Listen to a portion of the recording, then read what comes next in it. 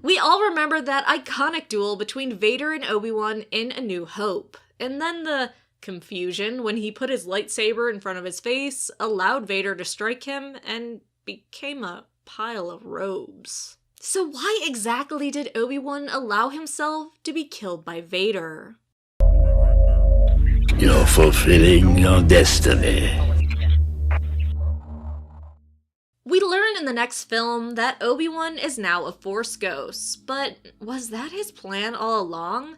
Was that his intent when he said, if you strike me down, I'll only become more powerful? We know Force ghosts can see the past, present, and future. It is all one to them, and they understand things in a way the living cannot. So that could have been his meaning.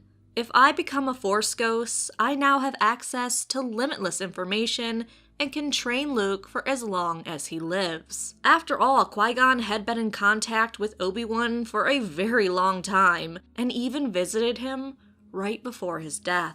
Yoda had talked to Obi-Wan about Force ghosts as well, so Obi-Wan knew, generally, what would happen when he died, and the information and powers he'd have. But there is another reason why Obi-Wan allowed Vader to strike him down. He knew that if he didn't sacrifice himself, if he didn't die right then, Luke would. Towards the end of their duel, Obi-Wan knows that Luke is watching him. Obi-Wan also knows that once the shock of the sight wears off, Luke will rush to save him, and he will die in a blaze of blaster fire. If the man can't get Luke to leave now, the boy will die. The aged Jedi knew that he was too old and too slow, and that even if he tried to make it to Luke's side, he wouldn't be able to deflect all the blasters.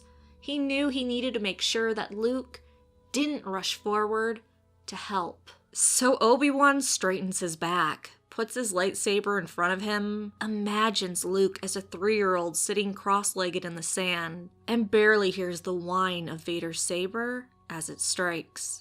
Obi-Wan hears Luke's cry of grief, and the Jedi repeats the words he told Luke as a child. "Run, Luke. Run." And he does.